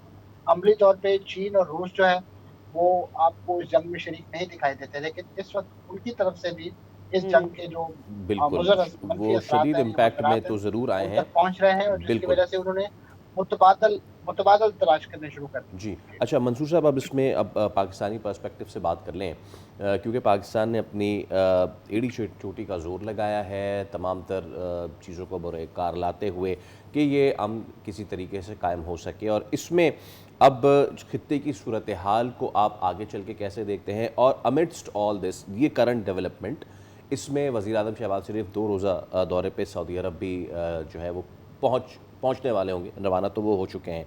इस दौरे की अहमियत को कैसे देखते हैं? जी, ये मैं समझता हूँ एक इंतहाई बरवक़्त उनका इक़दाम है, और ख़ास तौर पे सऊदी अरब जिस अंदाज़ से इस पूरे प्रोसेस के दौरान भी ऑन बोर्ड रहा है, और सऊदी अरब ने जिस अंदाज़ से बहुत ज़्यादा सब्र और हौसले का मुज़ाहिरा किया, ना सिर्फ़ ईरान की तरफ से जो एक्टिविटीज़ खित्ते में की जा रही थी, उसके जवाब में, क्योंकि ईरान ने तो यकीनन बराह रास्त सऊदी अरब को निशाने पे नहीं दिया, लेकिन उसकी जो प्रॉक्सीज़ समझी जाती हैं, ख़ास तौर पे यमन के अंदर जो हूसीज़ हैं, और इसी तरीके जी। से जो इराक के अंदर उनके हशद अश-शाबी नामी मुख्तलिफ़ ग्रुप्स हैं, स्प्लिंटर ग्रुप्स, वो सऊदी अरब को ज़रूर इस दौरान जो है वो परेशान करते रहे। तो ऐसे में सऊदी अरब का मैं समझता हूँ सब्र का दामन ना छोड़ना एक बड़ी हिकमत की बात थी, और इस पूरे प्रोसेस के दौरान वो एतमाद में लेते रहे हैं, पाकिस्तान की हुकूमत भी और इसी तरीके से तुर्की, दीगर स्टेक होल्डर्स भी। तो यही वजह है कि आपने इस यानी जो दोबारा लिट अप का एक इम्कान पैदा हुआ था, उस एक ख़ास लेवल पर आकर वो चीज़ रुक गई, और जो डोनाल्ड ट्रंप साहब ने सिविल इंफ्रास्ट्रक्चर की तबाही के ऐलानात कर रखे थे, वो भी उनको प्रैक्टिकल शेप देने में एतराज़ करते रहे और थोड़ा रिस्ट्रेंट शो करते रहे। उसमें बुनियादी किरदार जो है वो पाकिस्तान की उस बैक एंड डिप्लोमेसी का था, जो पाकिस्तान ने इस पूरे माहदे के यानी मौखर होने के बावजूद उसको एक दिन भी तर्क नहीं किया, ऑलराइट। उसको उस पर एक बात से एक लिहाज से पहरा देते रहे, जी। और जितने भी स्टेक होल्डर्स हैं वो ऑन बोर्ड रखा, डेफिनेटली, एंड और वी खास आर मान के हुई आप लुकिंग मैं फॉरवर्ड कि इस सूरत हाल को, जो ये 60 डेज़ की जो लिमिट है, इससे पहले जो है वो सूरत हाल को कंट्रोल कर लिया जाए और अगले मरहले तक जाया जाए। बहुत शुक्रिया सर आपके वक्त के लिए, it was wonderful to have you. Situation जो है वो कभी कशीदा हो जाती है, कभी फीजिबल हो जाती है, लेकिन ऐसे में अफेक्ट ऑब्वियसली आम आवाम पर पड़ता है। और जब हम देखते हैं कि किसी भी मुल्क की इकॉनमी हिट होती है किसी भी तौर से, और लोग चाहते हैं कि वो दूसरे ममालिक में जाएं, तो उनको खासी मुश्किलात का सामना करता है। ख़ास करके थर्ड वर्ल्ड कंट्रीज़ के लिए ये एक बड़ा चैलेंज है। ऐसे में पाकिस्तान के लिए खुशखबरी है कि अमेरिका के जो नए वीज़ा बॉन्ड प्रोग्राम है, पाकिस्तान को बड़ी सहूलत मिल गई है, क्योंकि पाकिस्तानी शहरियों पर फिल वक्त जो $20,000 तक की जो सिक्योरिटी बॉन्ड की शर्त थी, या सिक्योरिटी यूँ कह लीजिए कि गारंटी मांगी जाती थी, आपसे फाइनेंशियल गारंटी मांगी जाती थी $20,000 की, अब वो पाकिस्तानियों को नहीं देना होगी, और पाकिस्तान इसके बगैर भी वहाँ विजिट कर सकते हैं। अब इसके पीछे जो हमारे सफारती ताल्लुकात हैं अमेरिका के साथ, क्या ये माने रखते हैं, या इसके अलावा भी हमारी जो फॉरेन मिनिस्ट्री है, हमारी जो एम्बेसीज़ हैं, उन्होंने मिल के काम किया है, पाकिस्तानी वहाँ पर जो जाते हैं विजिट करते हैं अमेरिका, ये एनालाइज करना ज़रूरी है। सीनियर जर्नलिस्ट वाशिंगटन डीसी हमारे साथ मौजूद हैं। फैज साहब अस्सलाम वालेकुम। यहाँ पे तो गुड मॉर्निंग है, तो इस हिसाब से good morning, thank you so much आप हमें ज्वाइन कर रहे हैं। फैज साहब, कितनी बड़ी डेवलपमेंट है ये पाकिस्तानियों के लिए, क्योंकि इतनी बड़ी रकम का बॉन्ड रखवाना, जाहिर सी बात है वो लॉन्गर विजिट जो है उसको डिस्करेज करने के लिए ये किया जाता था और ये सारी चीज़ें की जाती थी, तो कितनी बड़ी डेवलपमेंट है ये पाकिस्तान के लिए?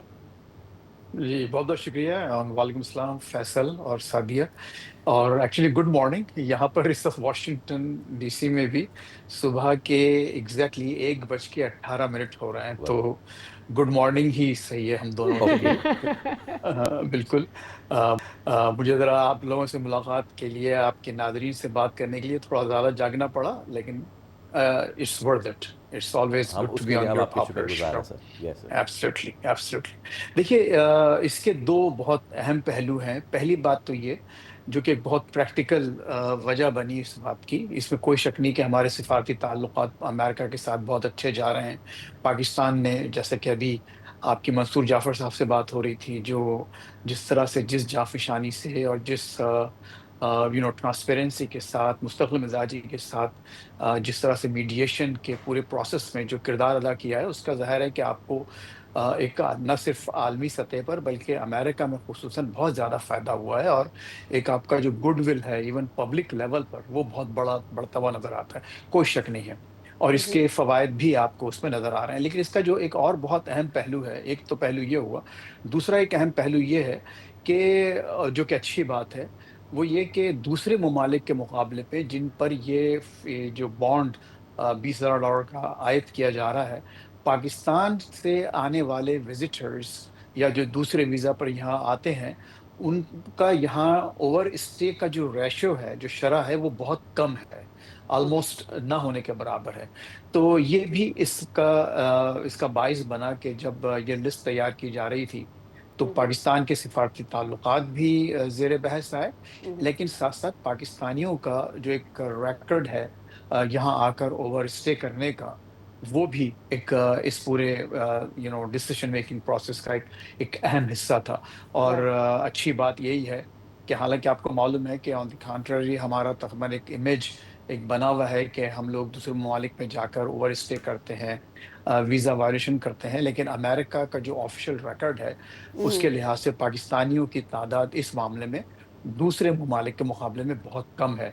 और जिन ममालिक पर ये जो फीस आयद की गई है, अच्छा $20,000, एक बात और भी बहुत मालूम होना चाहिए आपके नाजरीन को, इसका मतलब ये नहीं है कि $20,000 आप कैश आपको डिपॉजिट करना होंगे, ये बॉन्ड कहलाता है, बॉन्ड भरना। और ये बॉन्ड कंपनीज होती हैं बहुत सी, जो कि कुछ चंद डॉलर के अवज based on your risk level वो आपको ये बॉन्ड दे देते हैं $20,000 को। मेरा ख्याल है बाद $50-60, इवन एक $150-200 में भी आपका काम बन जाता है।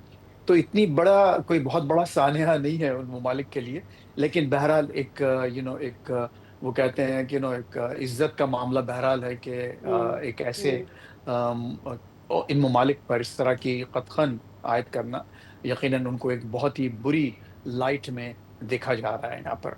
राइट फैज़ साहब, ऑब्वियसली ये तो बहुत ही अहम खबर है जिसके बारे में हम बात करें, और पाकिस्तान के लिए ये बेहतरीन है कि पाकिस्तान सफारती तौर पर ऑब्वियसली मैटर करता है, बट ये कि जो यहाँ से जाने वाले लोग हैं, हम आम तौर पर ये समझते थे कि वो वापस नहीं आते हैं, वहाँ जाके स्टे ले लेते हैं, उससे पाकिस्तान की साख भी ख़राब होती है। सो इस पर डिस्कशन करना बहुत ही ज़रूरी था। लेकिन एक और अहम ट्रेंड जो कि हम अमेरिका में बदलता हुआ देख रहे हैं, जिसके बारे में हम आपसे डिस्कशन करना चाहेंगे, और वो ये है कि अभी हमने देखा कि इससे पहले न्यूयॉर्क के लिए जिस तरह से जो पज़राई ज़हरान ममदानी को मिली है, जिस तरह से स्पॉन्सर्स ने उन्हें सपोर्ट किया है, और हम ये भी जानते हैं कि कितनी बड़ी इजरायली लॉबी जो है, जितने भी सियासी लोग कैंडिडेट होते हैं उनको सपोर्ट करती है, फाइनेंसेस कितने इन्वॉल्व होते हैं।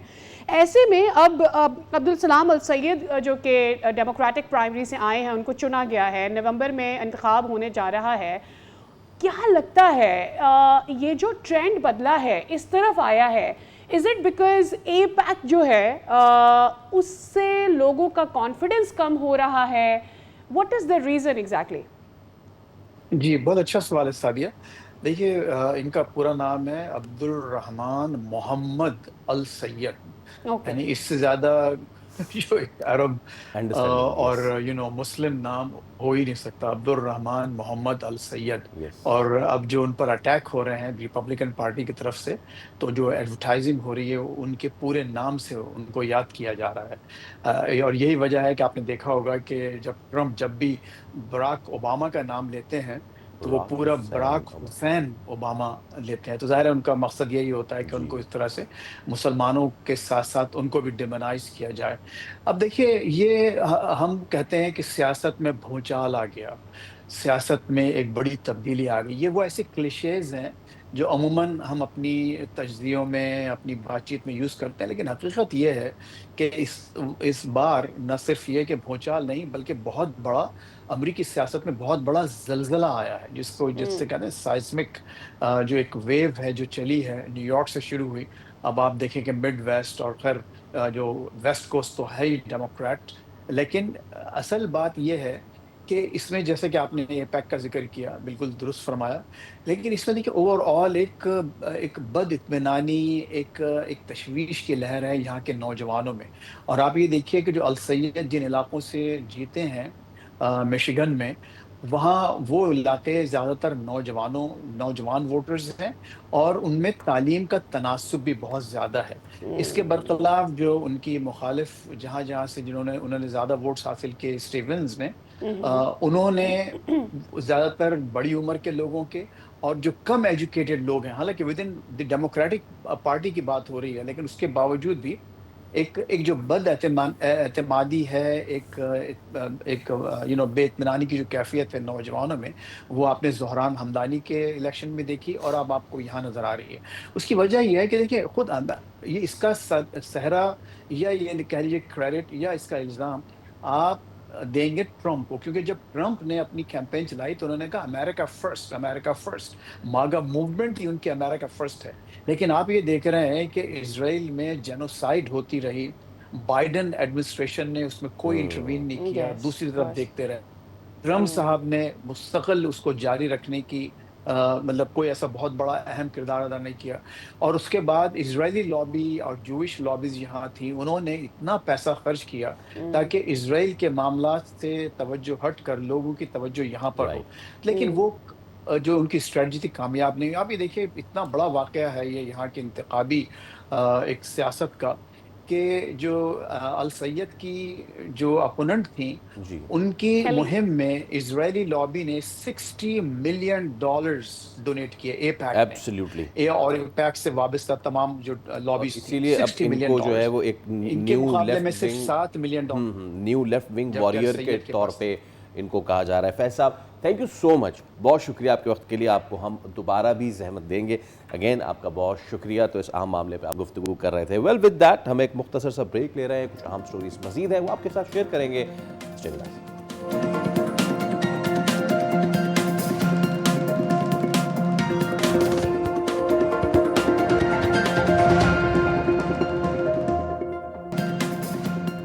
अब बात कर लेते हैं हम एक और एहतजाज की, जो कि गुड्स ट्रांसपोर्टर्स की जानिब से अल्टीमेटम के तौर पे सामने आ रहा है। और कह रहे हैं गुड्स ट्रांसपोर्टर्स के अगर मुतालबात मंजूर ना हुए तो 8 अगस्त से मुल्क गिर पहिया जाम हड़ताल होगी।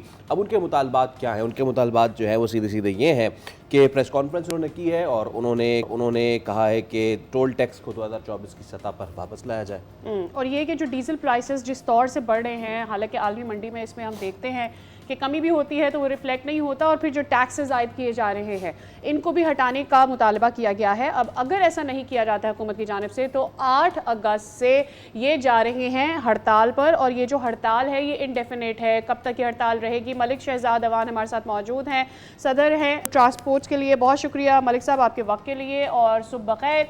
सर, सबसे पहले तो अगर आप हमें बता दें चीदा के क्या मुतालबात हैं आपके, और कब तक ये हड़ताल रहेगी अगर कोई सुनवाई नहीं होती? क्या आपने प्लान कर रखा है? जी थैंक यू जी।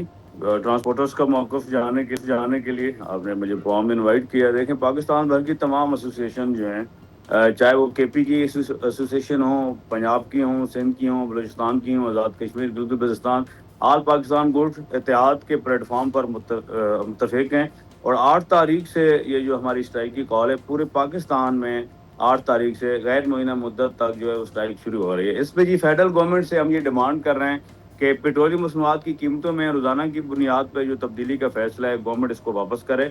फिर रोज़ाना की बुनियाद पर डीजल पेट्रोल की कीमतों में जो इजाफा हो रहा है गवर्नमेंट इजाफे को वापस करे। विद होल्डिंग टैक्स और टूल टैक्स में जो है जो हालिया इजाफा हुआ फेडरल गवर्नमेंट उसमें कमी का ऐलान करे। और वफाकी हुकूमत की इन गलत पॉलिसियों की वजह से मैं ये अर्ज़ करूँ कि 50% ट्रांसपोर्ट तो गवर्नमेंट ने खुद खड़ी करवा दी है, गलत फैसले करके स्टेक होल्डर को इत्तेमाद में ना लेकर। और इसके अलावा भी हमारी डिमांड है कि एक SRO 1619 है कस्टम का, जिसमें इस कानून की आड़ में कस्टम जो है हमारे ट्रांसपोर्टर्स को बहुत ज़्यादा हरासा करती हैं। और एक्सल लोड की हम डिमांड कर रहे हैं कि पूरे पाकिस्तान में एक्सल लोड को जो है वो कानून के मुताबिक उसको इम्प्लीमेंट किया जाए। अगर वफाकी हुकूमत और दीगर सूबाई हुकूमतों से जितनी भी हमारी डिमांड है, हमारी कोई वफाकी हुकूमत से 10 डिमांड हैं और सूबाई गवर्नमेंट पंजाब से भी हमारी कोई 8 डिमांड हैं और 8 डिमांड हमारी सिंध गवर्नमेंट से हैं। ये वफाकी और सूबाई हुकूमतें जो हैं अगर हमारी डिमांड तस्लीम नहीं करती तो हमारी मुल्क की हड़ताल जारी रहेगी। जी अच्छा ठीक है सर, ये बता दीजिएगा कि ये जो आप टोल टैक्स की बात कर रहे हैं, फेडरल टैक्स की बात कर रहे हैं, इसको कितना कम करेगी हुकूमत? क्या आपने नंबर सामने रखा हुआ है? और ये कोऑर्डिनेशन आप कैसे कर रहे हैं? सिंध के लिए जो मुतालबात हैं और पंजाब के लिए जो मुतालबात हैं, तो आप क्या इसको स्टेप्स में अपनी स्ट्राइक को लेकर चलेंगे या ये पूरे मुल्क में जारी रहेगी मीनवाइल? नहीं जी, स्ट्राइक जिस तरह से मैंने अर्ज किया है कि पूरे पाकिस्तान के अंदर जो है हमारी, जब हम यहाँ कराची से स्ट्राइक की कॉल देते हैं और जो हमारी पूरे पाकिस्तान में जहाँ जिस जगह एसोसिएशंस हैं उन सब ने प्रेस कॉन्फ्रेंस करके हमारी स्ट्राइक में हमें हमायत का हमारे साथ ऐलान किया है। और पूरे पाकिस्तान के अंदर ये हड़ताल जारी रहेगी। पूरे कहीं किसी जगह से कोई लोडिंग नहीं होगी, कहीं अनलोडिंग नहीं होगी। जिस तरह से पिछले दिसंबर के अंदर हमारी हड़ताल थी जो 8 तारीख से स्टार्ट हुई और 18 तारीख दिसंबर को जो है हमने कॉल ऑफ की। उस पे देखें, हम नहीं चाहते पाकिस्तान मुल्क हमारा है, हम कहीं किसी जगह एहतजाज करें, लेकिन जब गवर्नमेंट मजबूर कर देती है, जब हमें ना फेडरल गवर्नमेंट को कहीं किसी जगह सपोर्ट करे, रिस्पॉन्स दे, ना पंजाब गवर्नमेंट ना सिंध गवर्नमेंट दे, तो फिर स्ट्राइक के अलावा और कोई ऑप्शन नहीं अपना बचता। देखें हड़ताल में, देखें मैं थोड़ा सा अर्ज करूं कि हड़ताल में जब पाकिस्तान भर में ट्रांसपोर्टर्स की स्ट्राइक होती है तो उसका सादिया साहबा कोई लाखों हजारों का या करोड़ों का नुकसान नहीं होता, उसके अंदर करोड़ों अरबों खरबों रुपए का नुकसान होता है। 10 दिन की जो हमारी मुल्क की दिसंबर की हड़ताल थी उसके अंदर पाकिस्तान का अरबों खरबों रुपए का नुकसान हुआ। उस पर प्राइम मिनिस्टर साहब ने एक कमेटी बनाई थी। 10 दिन जो हमारी हड़ताल थी उसके अंदर फेडरल मिनिस्टर कम्युनिकेशन थे, मिनिस्टर पोर्ट एंड शिपिंग थे, मिनिस्टर ऑफ स्टेट थे। इन्होंने एक कमेटी बनाई प्राइम मिनिस्टर साहब की हिदायत पर, जो कमेटी ने आके हमसे कराची में आके मुज़ाकरात किए। IG मोटरवे आए, सेक्रेटरी कम्युनिकेशन आए, चेयरमैन NHA आए और पंजाब में चीफ मिनिस्टर साहब ने जो कमेटी बनाई, सीनियर मिनिस्टर मरियम औरंगजेब साहब की सरबराही में ट्रांसपोर्ट मिनिस्टर पंजाब थे, एडिशनल IG पंजाब थे, सेक्रेटरी ट्रांसपोर्ट थे, वो कराची आए। ये मिनट्स मेरे पास मौजूद हैं। हमारे साथ तहरीरी मुआहदा करके गए। पंजाब गवर्नमेंट का मुआहदा है, सिंध गवर्नमेंट का है, वफाक का है, और किसी एक पॉइंट पर भी इन हुकूमतों ने उस पर अमल दरामद नहीं किया। तो मलिक साहब अब ये बताएं, कहाँ जाएं हड़ताल? ठीक है, आप बिल्कुल अब वाकिफ हैं पिछली हड़ताल से भी। अब ये बताइए कि आप कह रहे हैं पिछले मुतालबात नहीं सुने गए और सारे मामलात रहे, अब क्या है? 8 अगस्त के बाद क्या होगा? उससे पहले किससे बात करने जाएंगे या आपसे कोई राबता किया गया है? देखिए, उस प्रेस कॉन्फ्रेंस के बाद हमसे मिनिस्ट्री कम्युनिकेशन की तरफ से रब्ता किया गया। IG मोटरवे सुल्तान चौधरी साहब ने रब्ता किया। अच्छा। उन्होंने हमसे चार्टर ऑफ डिमांड लिए। हमने मिनिस्ट्री कम्युनिकेशन को भी भिजवाया, पंजाब गवर्नमेंट को भी भिजवाया, सिंध गवर्नमेंट को भी भिजवा दिए।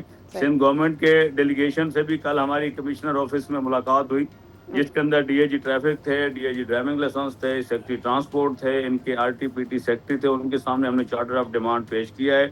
और सिंध गवर्नमेंट ने जो कल कमेटी एक बनाई थी जिन्होंने हमसे मुज़ाकरात किए, उन्होंने ये रिक्वेस्ट की कि आपकी जो 8 तारीख की कॉल है वो वापस लें, हम आपके जितने भी इशूज़ हैं उसको एड्रेस करते हैं। लेकिन हमने उनसे यही कहा कि जब तक हमारे सारे मुतालबात सिंध गवर्नमेंट तस्लीम नहीं करेगी, या पंजाब गवर्नमेंट या वफाक से जो हमारे मुतालबात हैं, या जो हमारे बलूचिस्तान की जो सूरत हाल है, बलूचिस्तान की हालत ये है कि अब इस टाइम हम वहाँ पर गाड़ियाँ नहीं चला सकते, तो हमारी स्ट्राइक 8 तारीख से शुरू हो रही है जो गैर मुअय्यना मुद्दत तक जारी रहेगी। IG मोटरवे की हिदायत पर एडिशनल IG जो है यहाँ सिंध में, आप कह रहे हैं कि रियाज साहब उन्होंने हमसे मुलाकात की और हमसे चार्टर ऑफ डिमांड लिया है और अगले एक आध दिन में मिनिस्टर कम्युनिकेशन अब्दुल अलीम खान के साथ भी हमारी इसी हवाले से मुलाकात होगी। सिंध हुकूमत ने आपसे रब्ता किया है, किसी और विफाक ने या इस लेवल के किसी डेलीगेशन ने आपसे कोई रब्ता किया है आपकी हड़ताल कॉल ऑफ करने के लिए?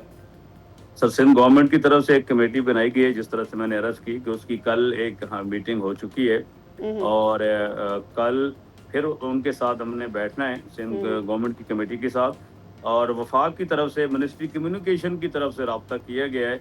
वो मीटिंग भी शायद कल हो या बरोज हफ्ते के दिन हो, मिनिस्टर कम्युनिकेशन की तरफ से रब्ता किया गया है। ठीक है, बहुत शुक्रिया मलिक साहब आपके वक्त के लिए। अब वेट करके आपके किस हद तक आपके मुतालबात सुन लिए जाते हैं, और इस बीच जो आवाम को परेशानी का सामना रहेगा गुड ट्रांसपोर्ट की वजह से महंगाई बढ़ने का जो खदशा रहेगा, उसे भी देखना होगा कि वो किस तरह से आवाम को अफेक्ट करता है। एब्सोल्युटली। इसी के साथ एक छोटा सा वक्फा लेकर दोबारा हाजिर होंगे स्टे विद अस।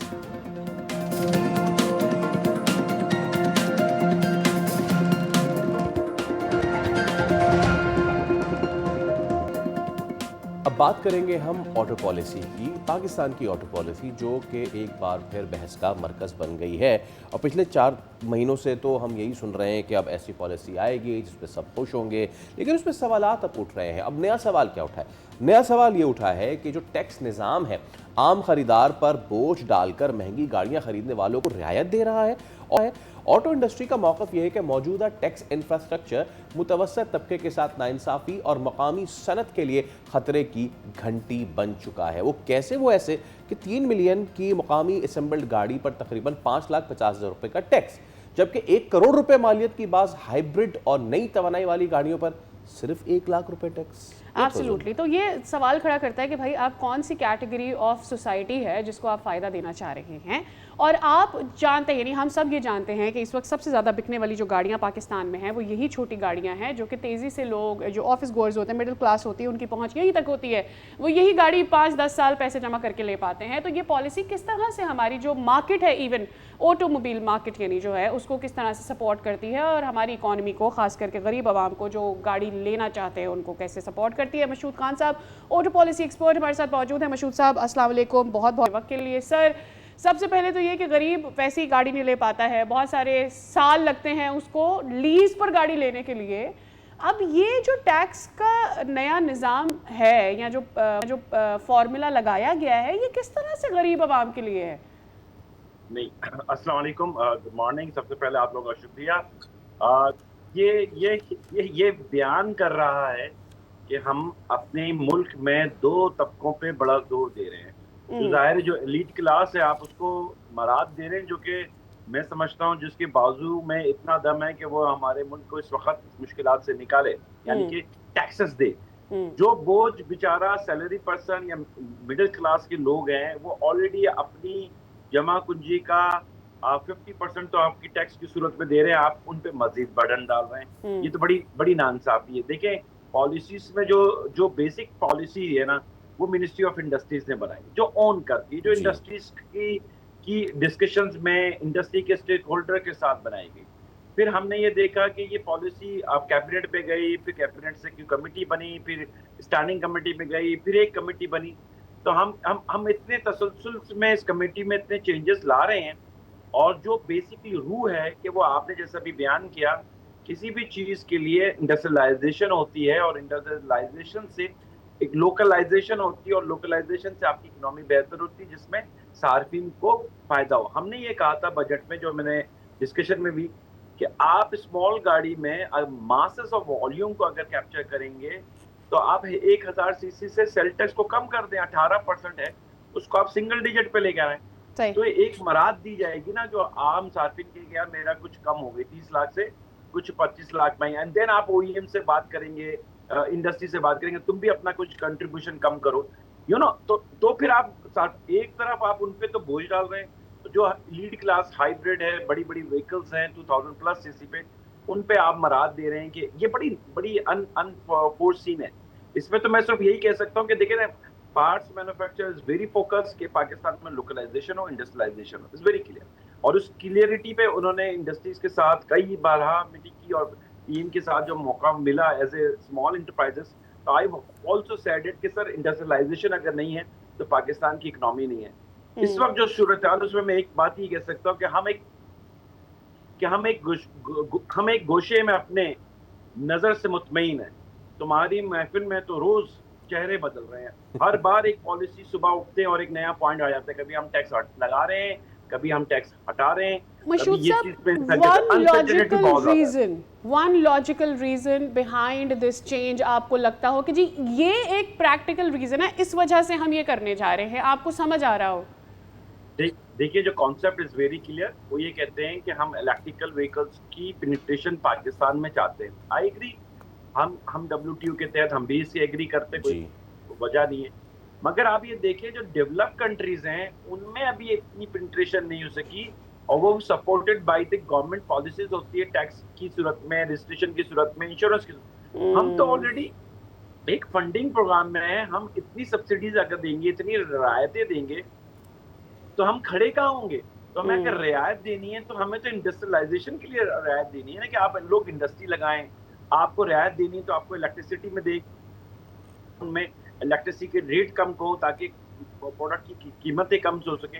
हम इसके बरक्स हमें इंपोर्ट में रियायतें अगर देंगे, इसमें तो वो मैं नहीं समझता कि बिल्कुल मशहूद साहब, अब इसमें हुकूमती मौक़िफ़ ये है कि जी ये एक ट्रांजिशन करना चाह रहे हैं towards the sustainable model of transportation, energy vehicles की जानिब। लेकिन ट्रांजिशन करने का ये कौन सा तरीका है भाई कि आप टैक्स लगा के लोगों को, मतलब मैं तो उसको सीधा समझूं कि आप डिस्करेज कर रहे हैं कि लोग छोटी गाड़ी ना लें। भाई आप छोटे मॉडल की फिर EVs लेकर आए ना, तो ये बड़ी बड़ी गाड़ियां हैं, चाहे वो NEVs हैं, REEVs हैं, BEVs हैं, जितनी भी हैं, ये आप सारी बड़ी गाड़ियां ला रहे हैं और उसको फिर आप छोटे लोगों को ऐसे डिस्कस कर रहे हैं कि जनाब ये गाड़ियां ले लें। ये कोई पॉलिसी तो समझ में आने वाली बात नहीं है।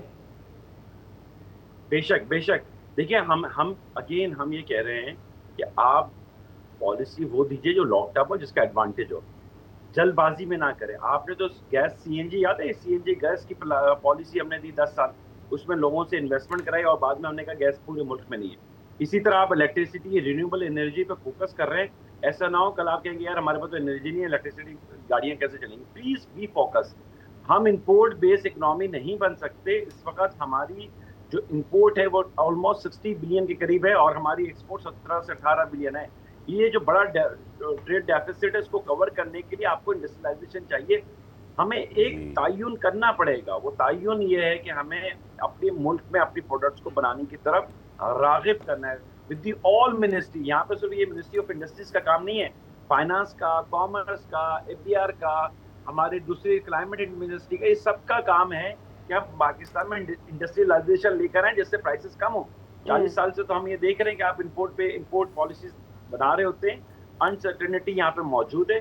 इन्वेस्टर, चाहे वो OEM की पॉइंट ऑफ व्यू से इन्वेस्टर हो या लोकल पार्ट्स मैन्युफैक्चर, दोनों अभी इस वक्त कश्मकश में है कि हमारे आगे हमारा रास्ता क्या है, हमारा तायुन क्या किया जा रहा है। जी सर, एक्चुअली मसला ये होता है कि जो अम्ब्रेला होती है वो ये डिसाइड करती है कि आपने लोकल मैन्युफैक्चरर को बढ़ाना है। वो एक सेट पॉलिसी करती है, उसके बाद सूबे उसको फॉलो करें, सो ऑन, आपको मुख्तलिफ चीज़ें नज़र आती हैं। हमारे यहाँ ऐसा लगता है जैसे आप किसी ट्रेंड को फॉलो कर रहे हैं और उसके पीछे कोई डिसिप्लिन नज़र नहीं आता। अभी ये जो रीसेंट खबर आई है पुरानी गाड़ियों के हवाले से सिंध की, I would like to read it up to you. मुझे समझना है कि ये क्या है। सिंध काबीना ने ऑफ रोड तबाहशुदा गाड़ियों की जो डी रजिस्ट्रेशन की पॉलिसी की मंजूरी दी है। हमारे व्यूअर्स के लिए अगर आप उसे ब्रेक डाउन कर सकें कि क्या ये गाड़ियाँ दोबारा इस्तेमाल नहीं हो सकेंगी, सितंबर के बाद क्या होने जा रहा है, क्या लोगों को डरना चाहिए इससे भी? देखिए, फेडरल गवर्नमेंट हो या हमारी सिंध गवर्नमेंट हो, हमारे पास लॉन्ग टर्म कोई विजन होना चाहिए। ये इंडस्ट्रियलाइजेशन छोटी नहीं है। अब जैसे आप ये पॉलिसी, अभी मुझे आवाज़ आपकी क्लियरिटी के साथ दे आई, मगर जो आप कहना चाह रहे हैं जो सिंध गवर्नमेंट कुछ इस तरह, तो वो कंसेंसस ऑफ द इंडस्ट्री हो ना। आपके सिंध में तो माशाल्लाह ऑटोमोबाइल्स के अच्छे प्लेयर्स बैठे हुए हैं। पंजाब में अपने ऑटोमोबाइल्स मैन्युफैक्चरर और पार्ट्स मैन्युफैक्चरर बैठे हुए हैं। इनके साथ कोई कंसेंसस होगी तो पॉलिसी आप सही बना पाएंगे। और अगर आप किसी की विश लिस्ट में आपके पॉलिसी बना रहे हैं तो वो सर्टेन पीपल्स के लिए तो बेनिफिट दे सकती है, नेशन को आपके बेनिफिट नहीं देगी। एब्सोल्युटली, पॉइंट टेकन मशहूद साहब, बहुत शुक्रिया आपके वक्त के लिए। और ऑटो कैब एक मुअम्मा बनी हुई है और जो एक गैप है, वाइडनिंग गैप, ये बहुत ज़्यादा कंसर्निंग है। लेट्स सी इस पे आगे चल के क्या होता है।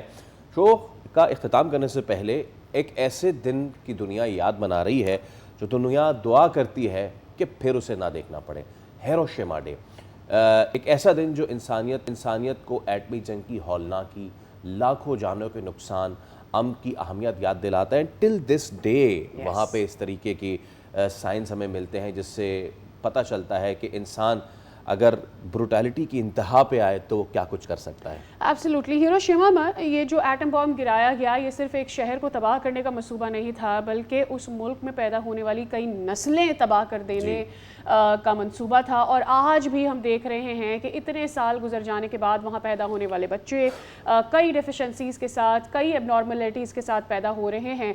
आज दुनिया के बड़े ममालिक को ये सोचने का वक्त है कि हम इतनी ज़्यादा इम्यूनाइजेशन जो कर रहे हैं, इतने ज़्यादा जो हम वेपनाइज कर रहे हैं दुनिया को, ये हमारे आने वाली नस्लों के लिए इस दुनिया को कितना सेफ बना रहा है या अनसेफ करता चला जा रहा है। तो चलिए इसी दुआ के साथ कि हम जो है वो चलता रहे और दोबारा से दुनिया को ऐसा दिन ना देखना पड़े। हम आपसे लेंगे इजाज़त, आपसे मुलाकात होगी कल। रखिए अपना ख्याल। अल्लाह हाफ़िज़।